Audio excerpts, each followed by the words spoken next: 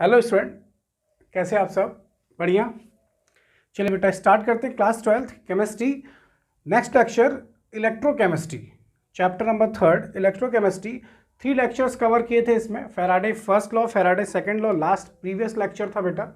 आज हम बात करेंगे capital G not gives free energy, spontaneity of chemical reactions. इस पर डिस्कस करेंगे। और एक फेवरेट टॉपिक होगा इस चैप्टर का, सबसे important topic, that is Nernst equation. Clear बेटा? तो इस चीज़ पे हमें डिस्कस करना है, इससे रिलेटेड सारे न्यूमेरिकल्स भी करने हैं। तो चलिए स्टार्ट करते हैं। सबसे पहले हमें ये जानना होगा इलेक्ट्रोड पोटेंशियल किसे कहते हैं। ठीक, स्टैंडर्ड इलेक्ट्रोड पोटेंशियल क्या होता है, एंड सेल पोटेंशियल किसे बोलते हैं। ठीक, या फिर ईएमएफ इलेक्ट्रोमोटिव फोर्स किसे कहा जाता है। ठीक, वो चीज़ पहले समझ लेते हैं, फिर आगे डिस्कस करते हैं बेटा वन बाय वन। देखिए जरा फोकस करिएगा। चैप्टर का नाम बेटा इलेक्ट्रोकेमिस्ट्री, ये आपको बेहतर पता है।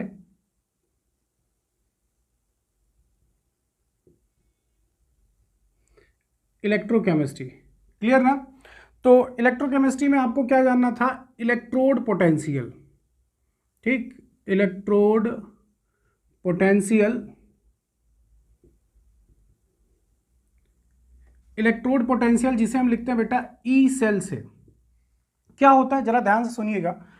आपने जब गैल्वेनिक सेल पढ़ा था, गैल्वेनिक सेल में आपने 2 कंटेनर लिए थे। ठीक, 2 इलेक्ट्रोलिटिक सेल एक साथ कंबाइन किया था। वहां पे हम इलेक्ट्रोलिटिक सेल नहीं कर रहे, गैल्वेनिक सेल में जस्ट उल्टा था उसका।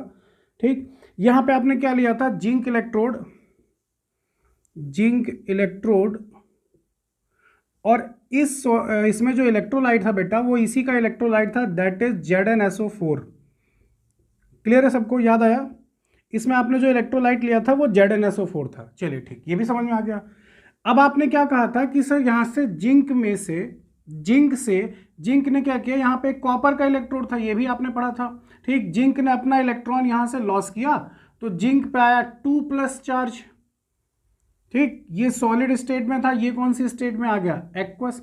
अब आपको पता है जैसे इसने इलेक्ट्रॉन लॉस किया तो इसका ऑक्सीडेशन हुआ, इसने इलेक्ट्रॉन रिलीज किया, तो Zn2+ आ गया सॉल्यूशन में, क्योंकि एक्वस स्टेट में। और इलेक्ट्रॉन कहाँ डिपॉजिट होना शुरू हो गया बेटा? इस इलेक्ट्रोड की सरफेस पे। बस यहीं से आपकी डेफिनेशन क्लियर हो जाएगी कि इसका जो यहाँ पे देखो पॉजिटिव चार्ज है इस सॉल्यूशन में, और यहाँ देखो इलेक्ट्रोड पे कौन सा चार्ज है? निगेटिव। इस निगेटिव और पॉजिटिव इनके बीच का जो पोटेंशियल डिफरेंस होगा उसे हम बोलते हैं इलेक्ट्रोड पोटेंशियल। मेरी बात ध्यान समझना, अभी आपको डेफिनेशन दिखेगी। इलेक्ट्रोड पोटेंशियल किसे कहते हैं? Potential difference between electrode and it's electrolyte. जो इसका इलेक्ट्रोलिटिक सॉल्यूशन है उसका पोटेंशियल प्लस इसके इलेक्ट्रोड के पोटेंशियल के बीच का जो डिफरेंस होगा उसको हम बोलते हैं इलेक्ट्रोड पोटेंशियल। क्लियर है सबको?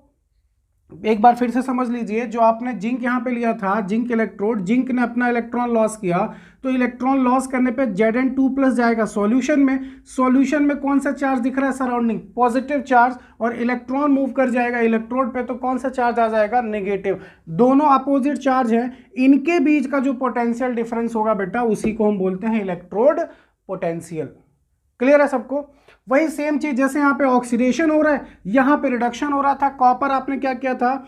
Cu2+, ये इलेक्ट्रॉन गेन कर रहा था, आपने लिखा था Cu2+ इलेक्ट्रॉन गेन कर रहा था और चेंज हो रहा था Cu सॉलिड में। क्लियर ना? तो वो इलेक्ट्रॉन गेन कर रहा था, यहां भी अपोजिट चार्ज ही जनरेट होगा। ठीक, एक साइड प्लस होगा, एक साइड माइनस। यहां पे इस पे माइनस आ रहा था, वहां पे माइनस नीचे आएगा। क्लियर है सबको? तो आप बेहतर है कि इससे आप समझ लो, ज्यादा बेटर है। ठीक, वहां भी वही केस होगा, यहां भी वही केस होगा, बस वहां पे रिडक्शन के अकॉर्डिंग हो रहा है, यहां पे ऑक्सीडेशन के अकॉर्डिंग। ठीक, लास्ट टाइम इस इलेक्ट्रोड और इनके इलेक्ट्रोलिटिक सॉल्यूशन के पोटेंशियल के बीच का जो डिफरेंस होता है उसी को हम बोलते हैं इलेक्ट्रोड पोटेंशियल। क्लियर है सबको? अब बात करते हैं सेल पोटेंशियल की। मेरी बात ध्यान समझना, सेल पोटेंशियल। अभी एक साथ डेफिनेशन देखेंगे बेटा। सेल पोटेंशियल, ठीक, और एक आपका होता है ईएमएफ, इलेक्ट्रोमोटिव फोर्स। क्या होता है ध्यान समझना, इलेक्ट्रोमोटिव फोर्स। देखो अच्छे से समझना। अब आपने क्या किया, जब इसको वोल्ट मीटर से कनेक्ट किया था तो बेटा ये इलेक्ट्रोड और ये इलेक्ट्रोड, ये किसका इलेक्ट्रोड था? कॉपर का। ये किसका इलेक्ट्रोड था? जिंक का। आपको पता है इन दोनों इलेक्ट्रोड का जो पोटेंशियल होगा उसके बीच का भी कोई डिफरेंस होगा, ठीक ना। सेल पोटेंशियल को हम लिखते हैं ई नॉट सेल से, किससे लिखते हैं बेटा, ई नॉट, स्टैंडर्ड कंडीशन, ध्यान रखिएगा जो नॉट लगा है वो स्टैंडर्ड है, स्टैंडर्ड कंडीशन मतलब टेम्परेचर 298 केल्विन है यानी 25 डिग्री सेल्सियस है, कॉन्सेंट्रेशन 1 मोलर है, प्रेशर 1 बार या फिर 1 एटीएम है। क्लियर है सबको। चलो देखो, तो इलेक्ट्रोड पोटेंशियल क्या था, इस इलेक्ट्रोड और इसी के जो सॉल्यूशन था, इलेक्ट्रोलिटिक सॉल्यूशन था, उसके बीच का डिफरेंस, पोटेंशियल का डिफरेंस, उसे इलेक्ट्रोड पोटेंशियल कहा गया। सेल पोटेंशियल में क्या है, इस इलेक्ट्रोड और ये इलेक्ट्रोड जो दोनों कंटेनर, दोनों में लगे कंटेनर में इलेक्ट्रोड के बीच का जो पोटेंशियल डिफरेंस होगा उसे हम बोलते हैं सेल पोटेंशियल। और जब इसमें करंट ड्रॉ हो रहा होगा तब के केस में, अगर आप इसमें करंट ड्रॉ ना कराइए, ठीक, करंट ना फ्लो कर रहा हो, इलेक्ट्रॉन ना फ्लो कर रहा हो, उस केस में जो पोटेंशियल डिफरेंस होता है उसे हम बोलते हैं इलेक्ट्रोमोटिव फोर्स। आई बात समझ में, यहां पे दो चीज क्लियर हो जाएगी आपकी, ईएमएफ में सेल उस समय करंट ड्रॉ नहीं हो रहा होगा जबकि सेल पोटेंशियल में करंट ड्रॉ हो रहा होता है, ठीक ना बेटा। तो सिंपल सा ये समझ लो कि इलेक्ट्रोड पोटेंशियल में इलेक्ट्रोड और इलेक्ट्रोलिटिक सॉल्यूशन जो आपने ZnSO4 इनके बीच का जो पोटेंशियल डिफरेंस होगा उसे इलेक्ट्रोड पोटेंशियल, इन दो इलेक्ट्रोड के बीच का जो पोटेंशियल डिफरेंस होगा उसे सेल पोटेंशियल, और जब करंट इसमें नहीं फ्लो कराया जा रहा होगा, नहीं इलेक्ट्रॉन का फ्लोएशन हो रहा होगा, उस टाइम पे जब होगा सर्किट ओपन में होगी, क्लोज में नहीं होगी, ठीक, तब आपका इलेक्ट्रोमोटिव फोर्स होगा। क्लियर। अब देखो आपकी स्क्रीन पे मैं आपको डेफिनेशन दिखा रहा हूं, आप इसको आसानी से समझ गए होंगे। क्लियर। अब डेफिनेशन जरा देखो, ये आपको नोट डाउन करना है बेटा।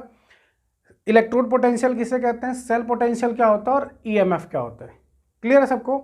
देखो क्या लिखा है इलेक्ट्रोड पोटेंशियल का, a potential difference develop between the electrode and electrolyte which is called electrode potential. I repeat again, a potential difference develop between electrode and electrolyte which is called electrode potential. आई बात समझ में, clear है सबको, ठीक।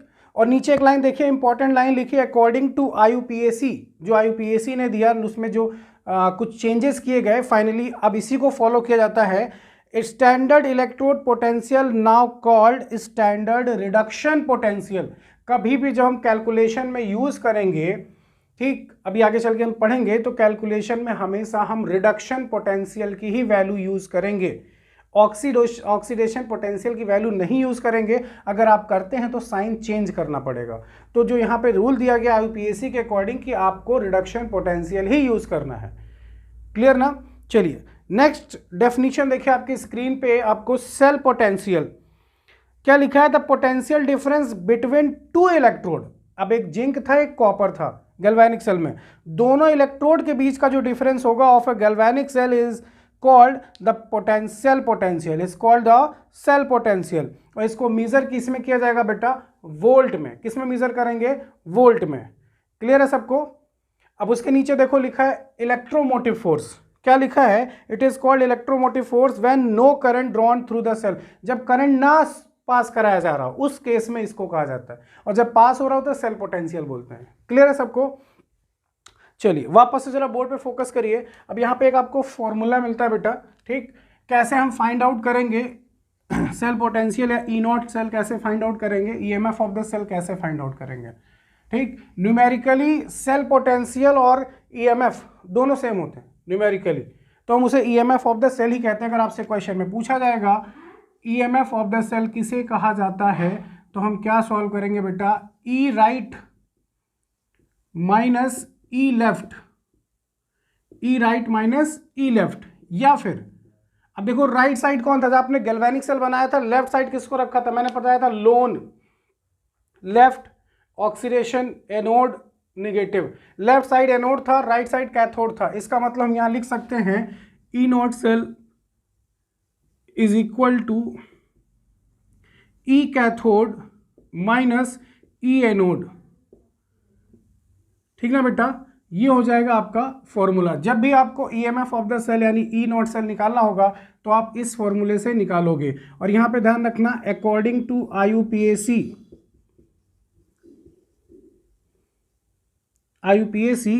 E cathode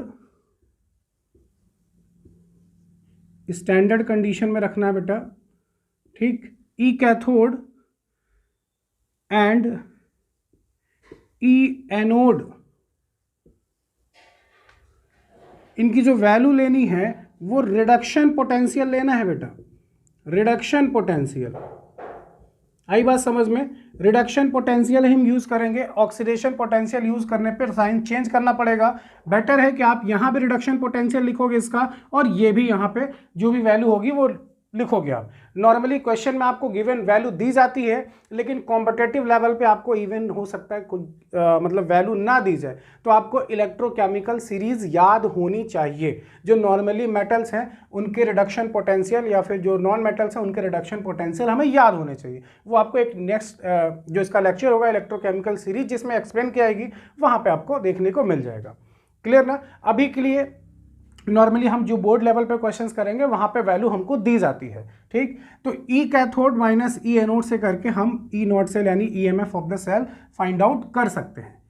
clear है सबको? यहां तक क्लियर है बेटा?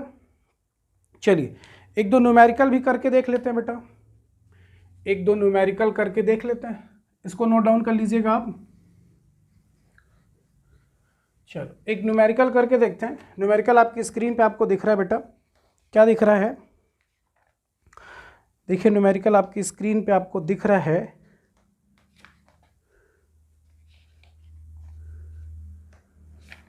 Just 1 minute. Yes,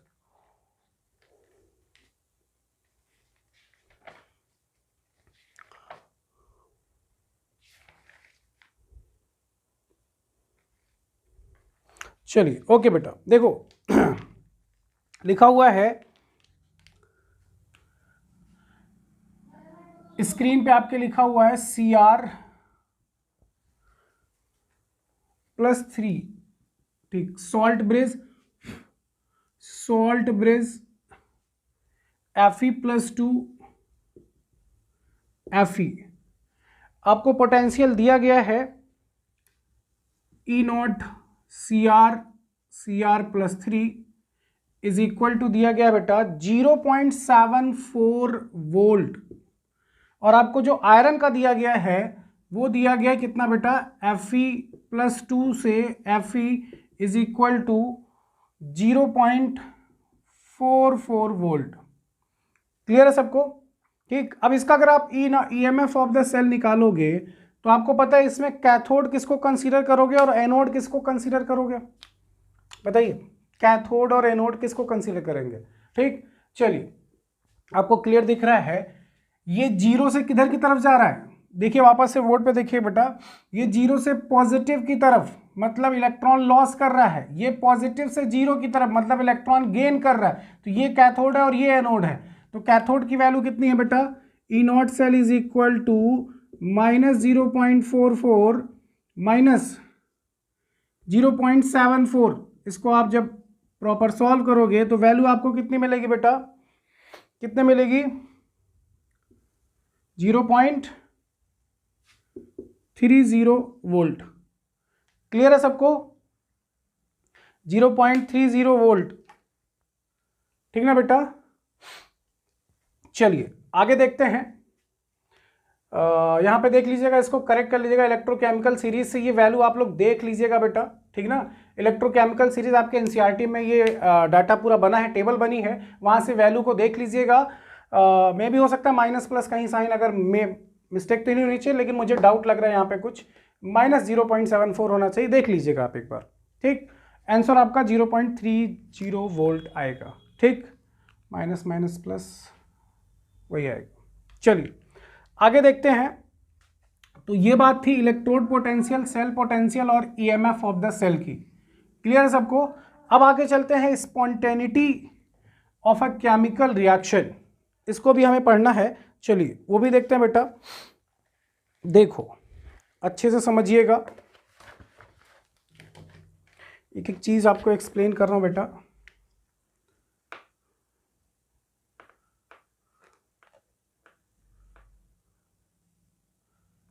delta G for reversible reaction, ठीक, delta G for reversible reaction is equal to होता है यूजफुल वर्क या फिर इलेक्ट्रिकल वर्क। ठीक ना बेटा। तो यहां पे क्या होगा, मान लीजिए n mole, if n mole of electron are transferred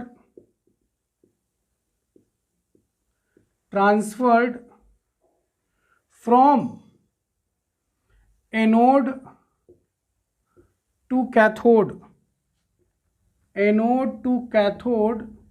then charge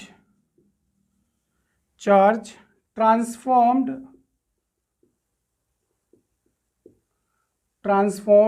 is equal to कितना हो जाएगा बेटा, NF। क्योंकि आपने पढ़ा था यहाँ पे जो आपने टर्म यूज किया था, किसके रेफरेंस में यूज किया था, कूलॉम के रिस्पेक्ट में नहीं, फैराडे के रिस्पेक्ट में। देखो हम लोग स्पॉन्टेनिटी ऑफ केमिकल रिएक्शन, ठीक ना, हेडिंग यही लिखेगा, स्पॉन्टेनिटी ऑफ केमिकल रिएक्शंस, इसको फाइंड आउट करें, जिसमें हम डेल्टा जी नॉट मतलब गिब्स फ्री एनर्जी की वैल्यू आपने पढ़ा था। स्पॉन्टेनियस रिएक्शन और नॉन स्पॉन्टेनियस। स्पॉन्टेनियस रिएक्शन कौन सी होती है, जो आपकी गैल्वेनिक सेल की थी, ठीक, जो एक बार स्टार्ट होगी आपके कंट्रोल में नहीं थी प्रॉपरली। और ये नॉन स्पॉन्टेनियस कौन थी जी, जो आपकी इलेक्ट्रोलाइटिक सेल जिसमें आप बैटरी लगी हुई थी, आप उसको स्विच ऑफ ऑन कर सकते थे, उसे कंट्रोल कर सकते थे। क्लियर ना। तो स्पॉन्टेनियस में केमिकल रिएक्शन में जो डेल्टा जी की वैल्यू होती है वो निगेटिव होती है बेटा। ठीक, अब मेरी बात समझो, यहां पे कह रहे हैं मान लीजिए n mole of electron transfer हुए। n मोल ऑफ इलेक्ट्रॉन, इसी से आपने फैराडे नंबर निकाला था, पता है, 1 मोल ऑफ इलेक्ट्रॉन ट्रांसफर होते, 1 मोल की वैल्यू रखा था 6.02 × 10⁻23 और इलेक्ट्रॉन का चार्ज रखा था। यहां पे हम चार्ज किस बेसिस पे ले रहे हैं, फैराडे के बेसिस पे। ठीक, फैराडे के पॉइंट ऑफ व्यू से। अब देखो यहां पे क्या हुआ, वर्क डन is transferring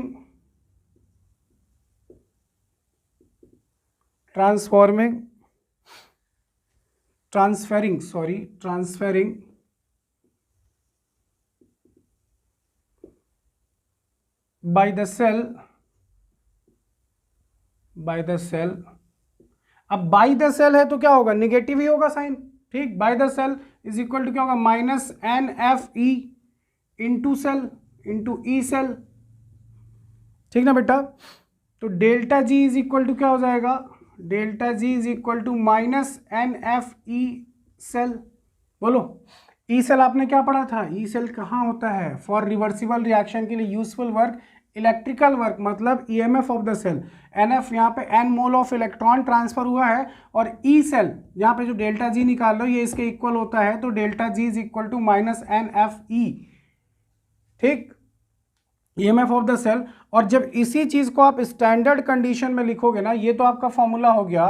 ठीक, डेल्टा जी की वैल्यू स्पॉन्टेनियस रिएक्शन के लिए क्या होती है, निगेटिव। तो अगर ये निगेटिव है तो ये पूरी वैल्यू निगेटिव होगी ना, ये पूरी वैल्यू निगेटिव होगी बेटा। ठीक, और क्योंकि आपने यहाँ लिखा है बाय द सेल, आपने देखो क्लास 11th में एक चीज पढ़ा था, इंटेंसिव और एक्सटेंसिव प्रॉपर्टीज। ठीक, एक चीज ये पढ़ा था थर्मोडायनेमिक्स में, और थर्मोडायनेमिक्स ये भी पढ़ा था कि on the cell and by the cell, work और हीट पढ़ा था आपने, कि अगर सिस्टम द्वारा वर्क होता है और सिस्टम पे वर्क होता है, सिस्टम पे वर्क होगा तो एडिशन होगा, सिस्टम के द्वारा होगा तो माइनस होगा। यहाँ पे क्या हो रहा है, बाय द सेल। ठीक ना, तो निगेटिव साइन यूज होगा, तो क्या हो जाएगा, स्टैंडर्ड कंडीशन में delta G not is equal to -NFE not. Clear है सबको। ठीक, डेल्टा जी नॉट क्या है, गिव्स फ्री एनर्जी, n क्या है, नंबर ऑफ इलेक्ट्रॉन्स, f क्या है, Faraday number, EMF of the cell. और ये कैसे निकालोगे, E cathode minus E anode से। क्लियर है सबको। इसको स्क्रीनशॉट लीजिएगा, इसको मैं एक दूसरे तरीके से भी एक्सप्लेन कर रहा हूं बेटा, आपको सारी चीजें क्लियर हो जाएंगी। ठीक, इसका स्क्रीनशॉट लीजिएगा, मैं इसको दूसरे तरीके से भी एक्सप्लेन कर रहा हूं, आपको सारी चीजें क्लियर हो जाएंगी। ठीक, आप इसको स्क्रीनशॉट ले लीजिए। अब देखिए जरा सेकंड इसी का एक्सप्लेनेशन देखिए दूसरे तरीके से। अब आपको जो भी बेटर लगे आप उस तरीके से अपनी कॉपी में राइट करिएगा, और बोर्ड लेवल पे आपको ऐसे ही एक्सप्लेन करना है। क्या है सुनिए, हेडिंग क्या है यहाँ पे, स्पॉन्टेनिटी वाली, electrochemical cell and free energy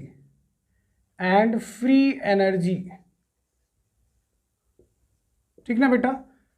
अब देखो W इलेक्ट्रिकल वर्क, हमको पता है इलेक्ट्रिकल वर्क के लिए जो वैल्यू होती है वो इक्वल होती है EMF of the cell into electrical charge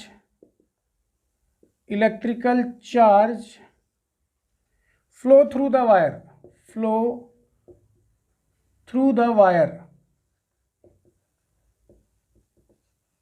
ठीक ना बेटा।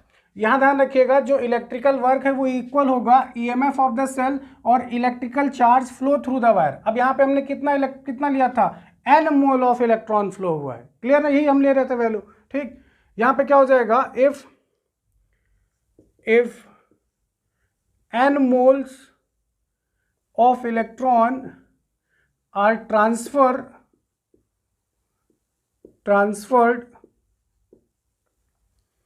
in the cell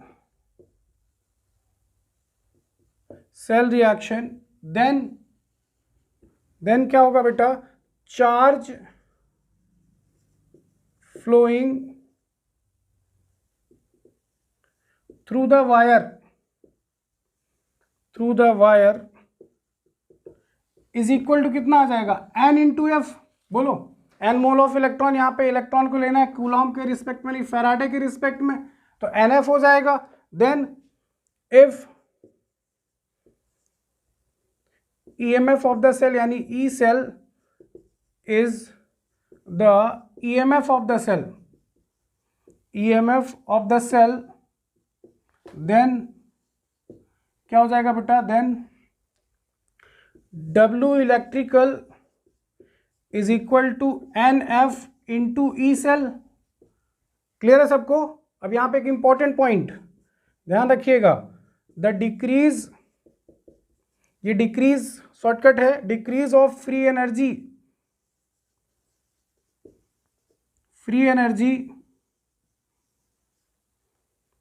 यानी माइनस डेल्टा जी किसके लिए होता है, स्पॉन्टेनियस रिएक्शन के लिए, ऑफ सेल रिएक्शन प्रोवाइड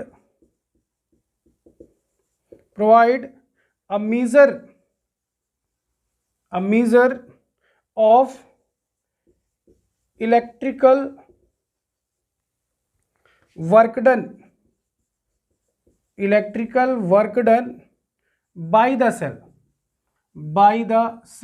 जो यहाँ पे डिक्रीज हो रहा है ना, गिव्स फ्री एनर्जी, देखो क्या लिखा है, the decrease of free energy, जो इसमें डिक्रीजमेंट हो रहा है of cell reaction, provide a measure, उसी के ब्याह पे आप मीजर कर सकते हो, electrical work done by the cell. Electrical work done यही है बेटा, WELEC लिखा हुआ है, इलेक्ट्रिकल वर्क डन, क्लियर ना।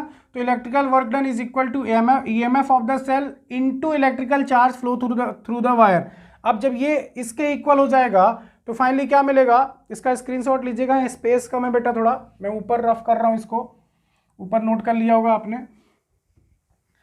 क्या हो जाएगा उसकी जगह क्या आ जाएगा बेटा, minus delta G is equal to NF into E cell. बोलो, इस इलेक्ट्रिकल वर्क डन के प्लेस पे क्या आ जाएगा, माइनस डेल्टा जी। अब ये माइनस डेल्टा जी की वैल्यू है तो बताओ ये माइनस साइन इधर आ जाएगा, यानी हम इसे लिख सकते हैं NFE सेल। बोलो बेटा, ठीक, delta G is equal to, clear है सबको, ये हो जाएगा आपका फॉर्मूला, क्योंकि ये इसकी वैल्यू, ये माइनस में है, इसकी वैल्यू रिड्यूस हो रही है, 0 से कम हो रही है, तो ये वैल्यू टोटल तो माइनस में ही आएगी ना फिर, ठीक। एंड इन स्टैंडर्ड कंडीशन अगर इसको आप रखोगे, स्टैंडर्ड कंडीशन क्या हो जाएगा, delta G not is equal to minus NFE not. This is your main formula जिसके बिहार पे आपके क्वेश्चन सॉल्व होंगे, क्लियर ना बेटा। इसको नीचे मैं रफ कर दे रहा हूं, यहाँ पे कुछ इंपॉर्टेंट पॉइंट्स हैं, इसका स्क्रीनशॉट ले लीजिएगा आप। आई होप आपको ये समझ में आ गया होगा। अब यहाँ पे एक चीज़ इंपॉर्टेंट सुनिए, नोट डाल के इसको लिख लीजिएगा, ये इंपॉर्टेंट है, ध्यान रखिएगा। ये तो मेन फॉर्मूला जिस पे आपके न्यूमेरिकल सॉल्व होंगे, ठीक। क्या है, अगर डेल्टा जी की value, first point, if delta G is less than zero यानी निगेटिव में, ठीक, is less than zero, then E cell become positive, E cell become positive, greater than zero कैसा हो जाएगा, पॉजिटिव, ठीक। और सेल रिएक्शन कैसी हो जाएगी बेटा, cell reaction is spontaneous, spontaneous, आई बात समझ में, इसका मतलब वो गैल्वेनिक सेल है, ठीक। Second, if delta G is greater than zero, मतलब पॉजिटिव वे में ये पॉजिटिव है, देन ई सेल कितना होगा, लेस देन जीरो, ठीक। तो रिएक्शन कैसी होगी, cell reaction is non spontaneous, कैसी होगी बेटा, नॉन स्पॉन्टेनियस, आई बात समझ में। एंड लास्ट पॉइंट सबसे important, delta G is equal to अगर जीरो हो जाए, delta G is equal to zero, then E cell also become zero, clear ना। और ये कंडीशन कौन सी होगी, एट इक्विलिब्रियम पे, कौन सी, इक्विलिब्रियम। यहाँ पे एक चीज ध्यान रखना, मैंने डेल्टा जी लिखा है, डेल्टा जी नॉट नहीं लिखा है, ठीक ना बेटा मैंने डेल्टा जी लिखा है, डेल्टा जी नॉट नहीं लिखा है, बिकॉज एट इक्विलिब्रियम पे डेल्टा जी नॉट जीरो नहीं होता है, ये चीज ध्यान रखे रहिएगा ये पॉइंट आपसे पूछे जाते हैं, तो ये इंपॉर्टेंट पॉइंट्स है, इसको नोट डाउन कर लीजिए अच्छे से, ठीक। अब आपको दोनों में से जो भी आपको सेलेक्ट करना है, जो भी आपको नोट डाउन करना, वो आप नोट डाउन कर सकते हैं बेटा, क्लियर है सबको, ठीक। जो भी आपको नोट डाउन करना है आप नोट डाउन कर सकते हैं बेटा। इसमें से आगे चलें, आगे चलें बेटा, ठीक ना।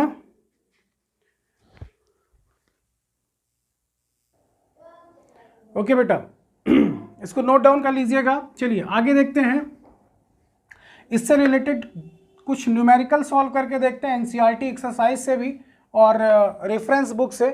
आपका ये कॉन्सेप्ट क्लियर हो जाना चाहिए कि डेल्टा जी की वैल्यू हम फाइंड आउट कैसे करेंगे अगर हमसे गिब्स फ्री एनर्जी पूछा जाता है तो। क्लियर है सबको।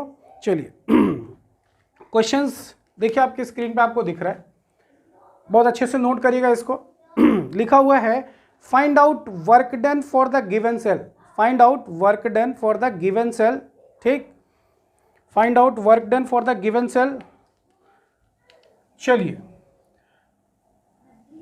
लिखा हुआ है CR +3 salt bridge Fe +2 Fe, यही लिखा हुआ है ना बेटा, ठीक। और आपको पोटेंशियल भी दिया हुआ है E0 of CR +3 is equal to है 0.74 वोल्ट और E0 of Fe +2 Fe is equal to है -0.40। क्लियर है सबको, ये चीज देखिए आपका ना क्वेश्चन में बेटा। चलिए वापस से जरा बोर्ड पे फोकस करिए, बोर्ड पे हमें क्या फाइंड करना है, फाइंड आउट वर्क डन। अब आपको पता है electrical work done is equal to होता है गिब्स फ्री एनर्जी, मतलब हमसे इनडायरेक्टली डेल्टा जी नॉट ही पूछा जा रहा है। क्लियर है, ई नॉट स्टैंडर्ड कंडीशन आपको दे रखा है, मतलब डेल्टा जी नॉट पूछा जा रहा है, वो कहने के लिए उसने वर्क डन लिखा है। Electrical work done delta G यानी गिब्स फ्री एनर्जी के इक्वल होता है, अभी आपने पढ़ा था इससे पहले, ठीक। तो चलिए यहाँ पे देखिए हमें क्या क्या चीज निकालना होगा, पहले वो समझते हैं। देखो हुआ क्या, ऑक्सीडेशन हाफ, ऐसे ही लगाइएगा, क्वेश्चन सॉल्व करिएगा सिस्टमैटिक वे में। Oxidation half in bracket anode क्या हुआ, Cr क्रोमियम, ये अपना इलेक्ट्रॉन लॉस करता है, कितने इलेक्ट्रॉन लॉस करता है बेटा, +3 चार्ज है, 3 इलेक्ट्रॉन लॉस करता है, +3 आता है। क्लियर है सबको। चलिए रिडक्शन हाफ, रिडक्शन हाफ यानी कैथोड Fe2+, अब इस Fe2+ एक्वस को सॉलिड में चेंज होना है, दो चार्ज, इसने 2 इलेक्ट्रॉन लॉस किए हैं तो 2 इलेक्ट्रॉन गेन करेगा बेटा, 2 इलेक्ट्रॉन गेन करके किस में चेंज होगा, Fe सॉलिड में। क्लियर है सबको। अब देखो यहाँ पे एक चीज देखो, इलेक्ट्रॉन बैलेंस नहीं हो रहा है, ये इलेक्ट्रॉन बैलेंस होगा तब आपकी नेट रेडॉक्स रिएक्शन आएगी जिससे आपको N की वैल्यू फाइंड आउट हो पाएगी। अब मेरी बात ध्यान समझना, यहाँ पे 3 है, यहाँ 2 है, ये ऑड नंबर, ये इवन नंबर, इसको इवन कर दीजिए। ठीक, तो इवन क्या करोगे, इसको 2 से मल्टीप्लाई कर दो, मतलब क्रोमियम 2 टाइम्स, तो यहाँ पे 2 टाइम्स हो जाएगा। एक क्रोमियम 3 इलेक्ट्रॉन दे रहा था, 2 क्रोमियम कितने इलेक्ट्रॉन लॉस करेंगे, 6 इलेक्ट्रॉन। एक Fe 2 इलेक्ट्रॉन लॉस किया था, 2 इलेक्ट्रॉन गेन कर रहा है, तो बताओ अगर मैं इसको 3 कर दूं तो 3 2 जा 6, यहाँ कितने इलेक्ट्रॉन की रिक्वायरमेंट हो जाएगी, 6, यानी पे कितने Fe हो जाएंगे, 3। अब देखो इलेक्ट्रॉन कैंसिल आउट हो जाएगा और रिएक्शन बैलेंस करके आप लिखोगे 2Cr plus 3Fe2 plus gives out 2Cr plus 3 solid. Clear है सबको, ये एक्वस में, ये एक्वस में और ये सॉलिड में। आई बात समझ में। अब यहाँ पे देखो हमको इलेक्ट्रॉन की वैल्यू मिल गई, n की वैल्यू, मेरी बात ध्यान समझना। अब हम यहाँ पे निकाल लेते हैं E not cell. E not cell is equal to E cathode minus E anode. Clear है सबको। अंशुल, कैथोड, कैथोड कौन है आपका, Fe कितने वैल्यू है, -0.40, माइनस इन ब्रैकेट कौन सी वैल्यू है ये, 0.74। ठीक ना बेटा, 0.74, आई थिंक ये माइनस में होगा। ठीक, ये माइनस में होना चाहिए फिर वैल्यू। ठीक, यहाँ पे वैल्यू कितनी आएगी, 0.30 वोल्ट। क्लियर है सबको। ठीक, तो ये वैल्यू आपकी आ जाएगी 0.3 वोल्ट। ई नॉट की वैल्यू आ गई। अब देखो फॉर्मूला क्या होता है, delta G not is equal to, यानी इसे हम वर्क डन भी लिख सकते हैं, W electrical work done is equal to minus NF E not.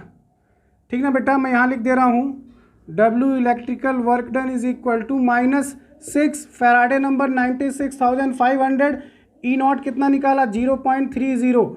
इसको आप मल्टीप्लाई करोगे, मल्टीप्लाई करने पे जो आंसर आपका आएगा बेटा, टोटल आएगा 173,700 volt, sorry joule, work done है जूल। ठीक ना, और इसको आप 1000 से डिवाइड कर दो तो हो जाएगा 173.7 किलो जूल। क्लियर है सबको, दिस इज योर आंसर। आया समझ में सबको। आप एक बार अच्छे से नोट डाउन कर लो, अगर आपको कहीं डाउट होता है तो आप बता सकते हो कमेंट सेक्शन बेटा। किसी को कोई डाउट है, नहीं ना बेटा, एक बार इसको चेकआउट कर लीजिएगा, वहां से चेक कर लीजिएगा इलेक्ट्रोकेमिकल सीरीज से। जस्ट 1 मिनट में देख लेता हूँ, चेक कर लेता हूँ। आप तब तक क्वेश्चन नोट डाउन कर लीजिए, मैं चेक कर रहा हूँ। 0.74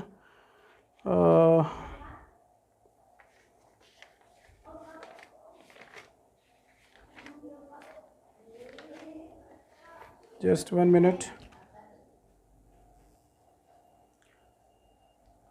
नोट डाउन कर लिया बेटा आप लोगों ने। ये वैल्यू माइनस में ही होगी। ठीक, ये माइनस माइनस ओपन करोगे, ये प्लस हो जाएगा, तो प्लस में कंसीडर करना वहाँ वैल्यू। ठीक, आप इसको ऐड करिए, प्लस 0.74 माइनस 0.40, आपकी वैल्यू आ जाएगी 0.30। रक्षा बेटा क्लियर है इसी क्वेश्चन।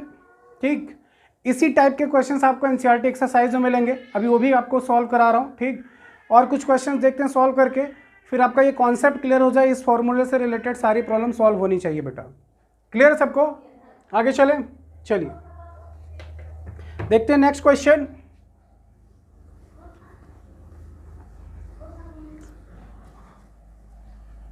ओके बेटा, नेक्स्ट क्वेश्चन क्या है जरा वो देखिएगा। लिखा है calculate delta G not for given reaction. ठीक, रिएक्शन क्या है, O2 plus 4H plus 4 electron gives out 2H2O। आपको E नॉट दिया गया है 1.229 वोल्ट। क्लियर सबको। ठीक, दूसरा 2H2 gives out 4H plus 4 electron. ई नॉट कितना होता है हाइड्रोजन का बेटा, ई नॉट होता है 0 वोल्ट, ठीक ना बेटा, 0 वोल्ट। चलिए आपसे क्या पूछा जा रहा है, आपसे क्या पूछा जा रहा है बेटा, G naught, capital G naught, capital G naught के लिए आपको क्या क्या निकालना होगा, -NF ई नॉट। आप पॉज करके खुद से सॉल्व करिए, आई होप आप सॉल्व कर लोगे। देखो एन की वैल्यू, एन की वैल्यू आपको ऑलरेडी क्वेश्चन में बैलेंस है 4 इलेक्ट्रॉन, ये कैंसिल आउट हो सकता है, मतलब एन की वैल्यू 4 है। फैराडे नंबर आपको पता है 96,500।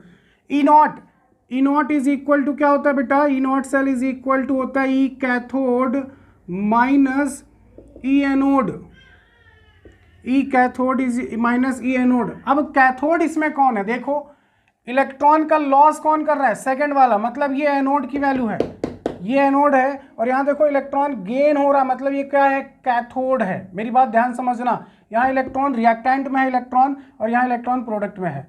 तो आपको पता है कैथोड कौन सा होगा, ऊपर वाला 1.229 माइनस इसका वैल्यू कितना होता है 0, वैल्यू कितनी आएगी 1.229। क्लियर है सबको, वैल्यू रखिए यहाँ पे 1.229, और इसको आप मल्टीप्लाई करके खुद से बताइए कमेंट सेक्शन में कितना आएगा सॉल्व करके, कमेंट सेक्शन में जल्दी बताइए कितना आएगा बेटा सॉल्व करके। 474 पॉइंट समथिंग 5 किलो जूल, आप इसको जूल में भी सॉल्व कर सकते हो, 474 point something 4 kilo joule, this is your answer. Clear है सबको, तो हम ऐसे ही करके डेल्टा जी नॉट की वैल्यू सॉल्व करेंगे बेटा, ठीक ना। आगे चलें नेक्स्ट क्वेश्चन की तरफ, चलिए नेक्स्ट क्वेश्चन देखते हैं। एनसीईआरटी एक्सरसाइज, इसका स्क्रीनशॉट ले लीजिएगा आप लोग। Next question from NCERT exercise, question number 3.4, question number 3.4, question number 3.4, उसमें दो ऑप्शन है बेटा, रक्षा, भूमि साहू, दिशा मध्य एशिया, क्लियर ना, उसमें दो ऑप्शन है, बाकी स्टूडेंट भी मुझे नाम नहीं याद आ रहे क्लियर अभी, ठीक, उसमें दो ऑप्शन है, पहला वाला मैं सॉल्व कर रहा हूँ, सेकंड आप खुद से ट्राई करके कमेंट सेक्शन में उसका आंसर जरूर बताइएगा, आपसे क्वेश्चन सॉल्व हो जाएगा, ठीक। चलिए क्या दिया हुआ है, मैं ध्यान से सुनिएगा, क्या लिखा हुआ है, लिखा है 3.4 है बेटा, ठीक,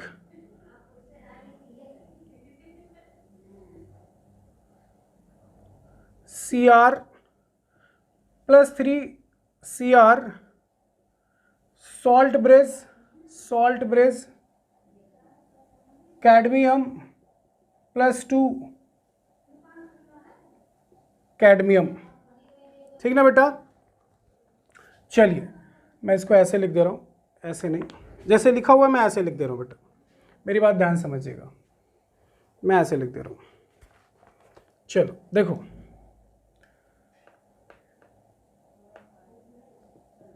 ई naught of Cr + 3 Cr is equal to होता है -0.74 वोल्ट। इसका रिडक्शन पोटेंशियल ये होता है, रिडक्शन पोटेंशियल मतलब इलेक्ट्रॉन गेन करने पे जो पोटेंशियल जनरेट हुआ है वो है। E naught of cadmium, electrochemical series NCERT में इसकी वैल्यू नहीं दी गई है, यहाँ से आप नोट डाउन कर लीजिएगा 0.40 वोल्ट, ठीक ना बेटा। आपसे पूछा क्या गया है, delta G not find out करिए, ठीक, और केसी फाइंड आउट करिए। चलिए अभी तो केसी हमने पढ़ा ही नहीं, नेक्स्ट इक्वेशन पढ़ेंगे तो हम पढ़ पाएंगे इक्विलिब्रियम कांस्टेंट, इसे बोलते हैं इक्विलिब्रियम कांस्टेंट, ठीक।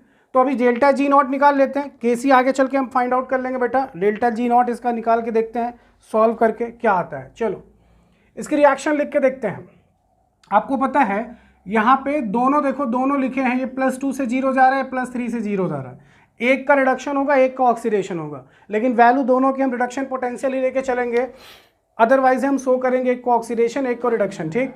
अब हमको ये पता करना होगा कि क्रोमियम और कैडमियम, क्रोमियम एंड कैडमियम में कौन अच्छा रिड्यूसिंग एजेंट है, कौन अच्छा ऑक्सीडाइजिंग एजेंट है। देखो हुआ क्या, कुछ ऐसा, देख बेटा, क्रोमियम, ठीक, क्रोमियम 3 इलेक्ट्रॉन लॉस किया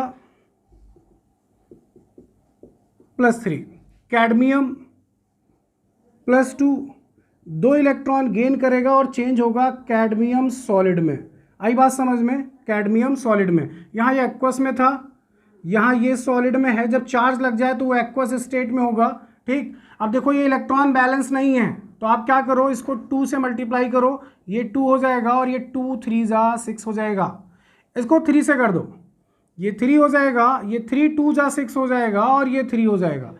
आपको इसकी वैल्यू मिल गई, 6 इलेक्ट्रॉन कैंसिल आउट, इसको ऐड कर लीजिएगा, नेट रिडॉक्स रिएक्शन मिल जाएगी।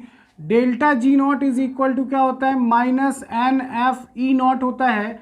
-n की वैल्यू 6 है, फैराडे नंबर आपको पता है कितना होता है, 50 into E0 of the cell. E0 of the cell, E0 EMF of the cell कितना होता है बेटा, E0 cell is equal to होता है E cathode minus E anode.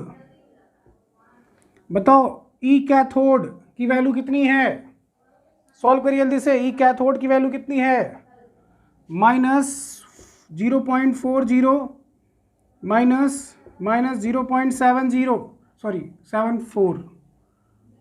74। Clear है? वैल्यू कितनी आएगी बेटा, कितनी आएगी, 0.34।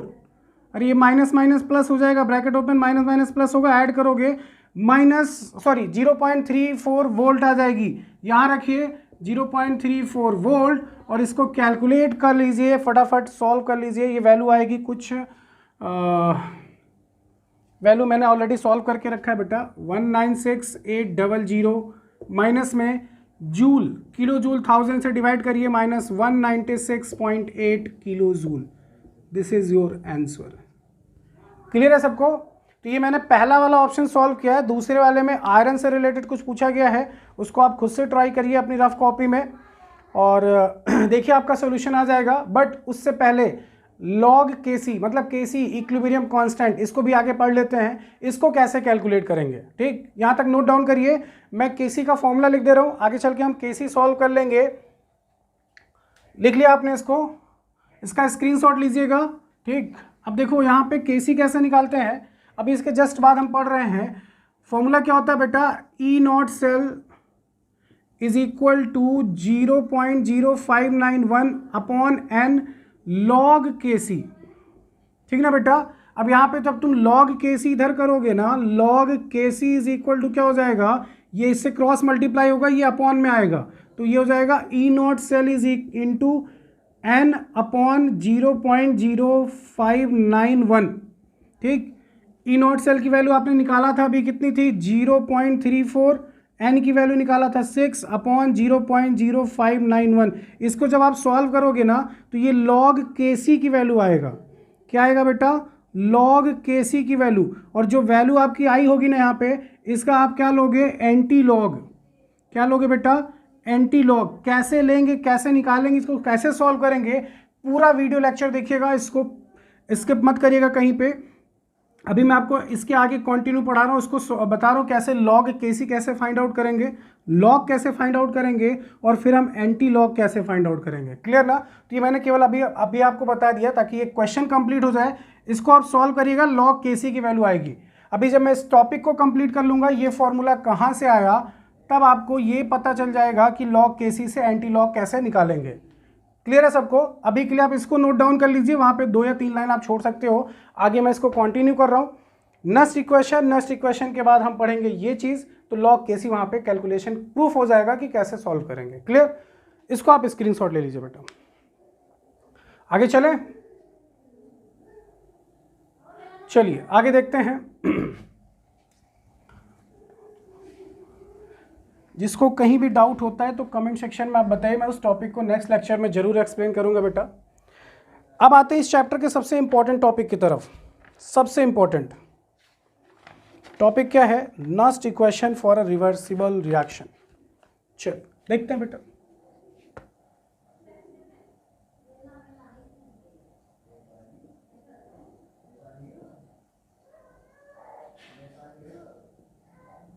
Nernst equation for a reversible reaction।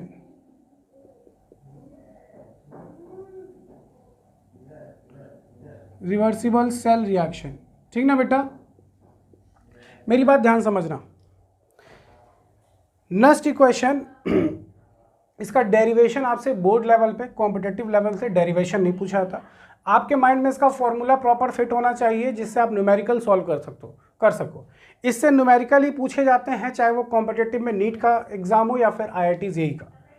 Clear ना? जेई में भी नस्ट इक्वेशन से न्यूमेरिकल्स पूछे गए हैं और नीट में भी पूछे गए, तो न्यूमेरिकल ही पॉइंट इंपॉर्टेंट है, डेरिवेशन इंपॉर्टेंट नहीं है। सॉरी, डेरिवेशन आपसे नहीं पूछा जाएगा, बट फिर भी इसको शॉर्ट में डेराइव करते हैं, आपको समझाने की पूरी कोशिश करते हैं कि आपको समझ में आ जाए। क्लियर? नस्ट इक्वेशन कहाँ यूज करते हैं पहले वो समझ लो। नस्ट इक्वेशन वहां यूज करेंगे जब कंडीशन स्टैंडर्ड ना हो। पॉइंट याद रखना, नस्ट इक्वेशन वहां यूज करेंगे जहां पे कंडीशन स्टैंडर्ड ना हो, मतलब कॉन्सेंट्रेशन 1 मोलर नहीं होना चाहिए, मतलब 1 मोलैरिटी नहीं होना चाहिए, उससे कम होगा, 1 नहीं होगा। क्लियर है सबको? ठीक, ये नहीं होगा तब आप नस्ट इक्वेशन यूज करेंगे। आगे चलिए प्रूफ करके देखते हैं, पहले फॉर्मूला, फिर हम आगे सारी चीजें फाइंड आउट करते हैं। देखो, हमने पढ़ा था फॉर अ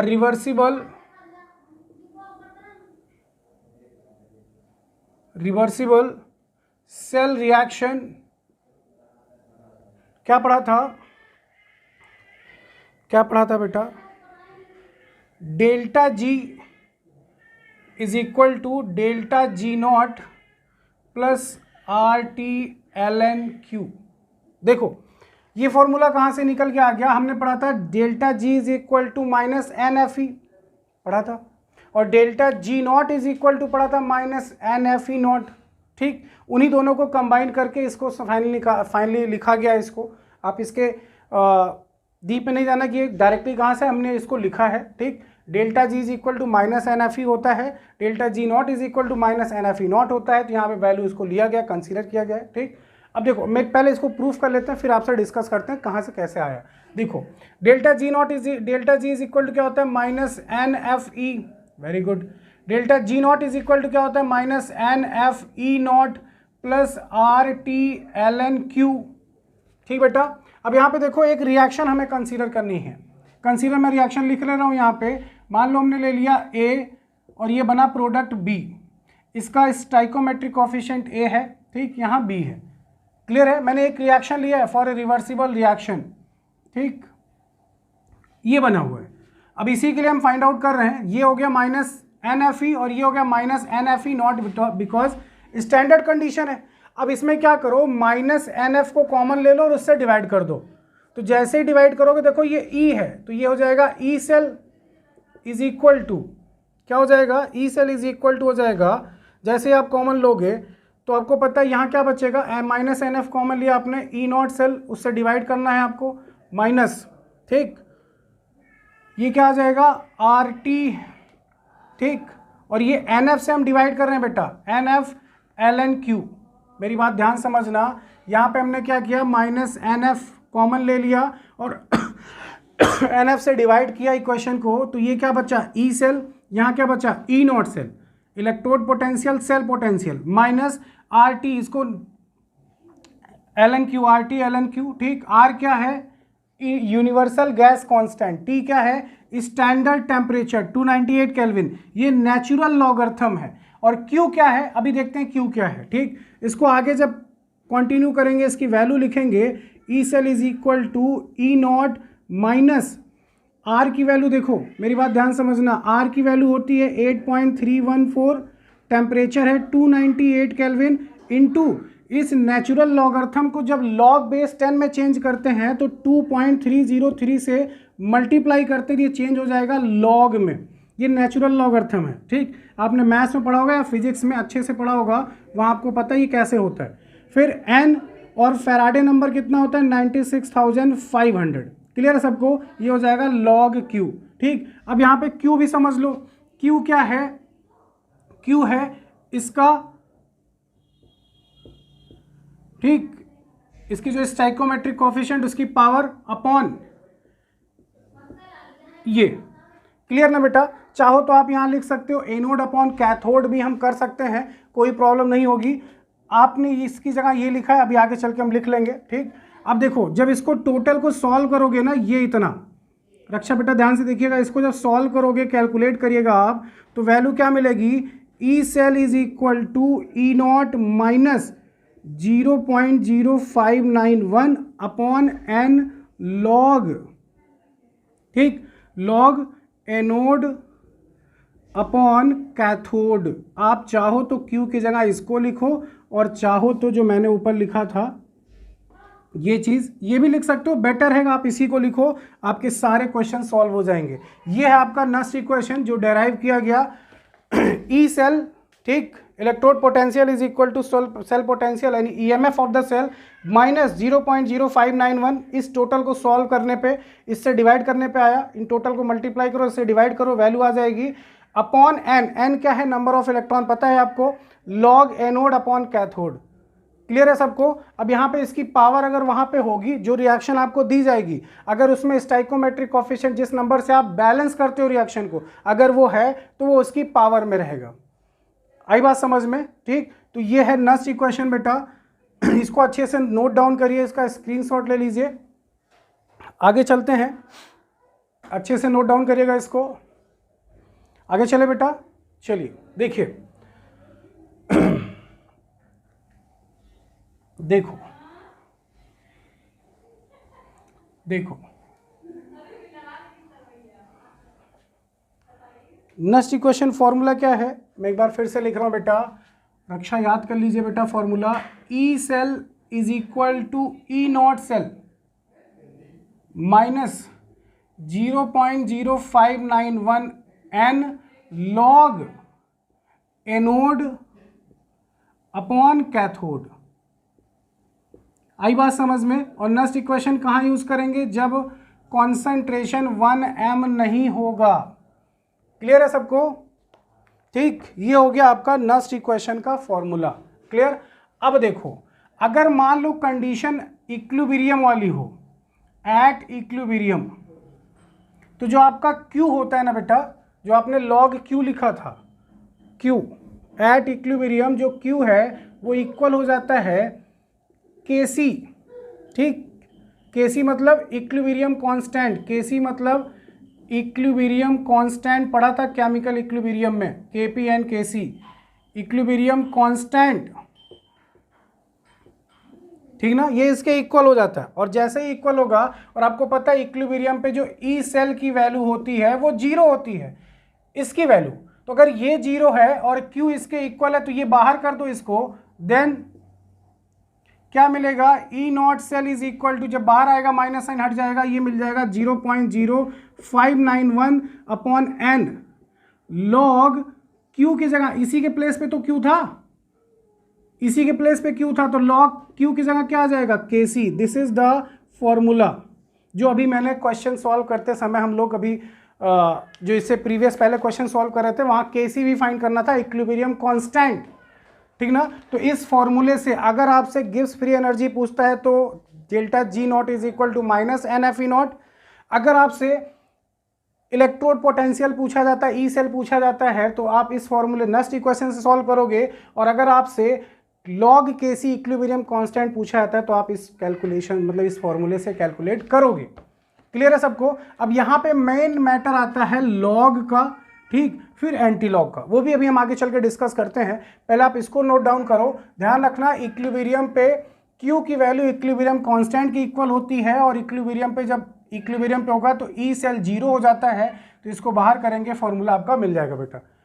क्लियर है सबको। आगे चलें, चलिए अब पहले लॉग वाला कॉन्सेप्ट क्लियर कर लेते हैं, फिर आपके सारे क्वेश्चंस न्यूमेरिकल सॉल्व करते हैं, ठीक ना बेटा।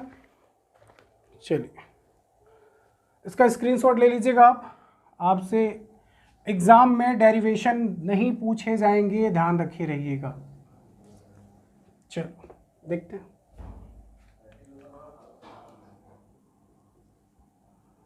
लॉग टेबल, देखो बेटा मैं आपको ट्रिक से बता रहा हूँ, आप ट्रिक से सब कुछ सॉल्व कर ले जाओगे, स्पेशली एंटी लॉग। लॉग भी आपसे सॉल्व हो जाएगा प्रॉपर, कहीं कोई प्रॉब्लम नहीं आएगी। क्लियर। चलिए देखते हैं। पहले देखो